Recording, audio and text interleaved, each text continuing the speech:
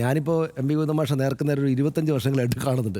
ഞാനൊക്കെ കോളേജ് പഠിക്കുന്ന കാലം തൊട്ട് അദ്ദേഹത്തെ കാണുന്നതുകൊണ്ട് എൻ്റെ ഒരു തോന്നൽ, എൻ്റെ തോന്നലാണ്. നാളെ ഇപ്പോൾ അദ്ദേഹം തന്നെ ഞാൻ ഇങ്ങനെയല്ല എന്ന് പറഞ്ഞാൽ എനിക്കറിയില്ല. ഇപ്പം തന്നെ ആളുകൾ നമ്മളെന്തോ ഇത് ന്യായീകരിക്കുകയാണെന്ന് വിചാരിക്കും. പക്ഷേ അങ്ങനെയല്ല.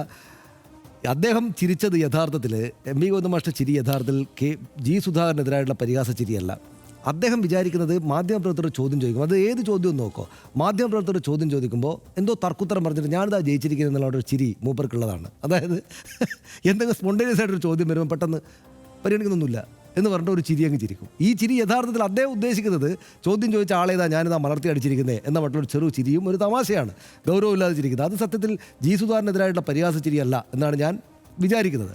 പക്ഷേ അത് ഹർഷൻ പറഞ്ഞതുപോലെ അത് അദ്ദേഹത്തെ 10-25 കൊല്ലമായിട്ട് കാണുന്നതുകൊണ്ട് ഞങ്ങളെപ്പോലുള്ള ആൾക്ക് മനസ്സിലാവുമെന്നല്ലാതെ ജി സുധാകരന് വേദനിക്കാൻ അത് മതി. അത് നല്ല ഹൃദയവേദന ഉണ്ടായിട്ടുണ്ട് എന്ന കാര്യത്തിൽ യാതൊരു സംശയവുമില്ല. അത് ജി സുധാകരൻ ആ പറഞ്ഞതിനോട് പൂർണ്ണമായിട്ട് ഞാൻ യോജിക്കുകയാണ്. ഹർഷൻ പറഞ്ഞ കാര്യമാണ് അതിന് ശരി.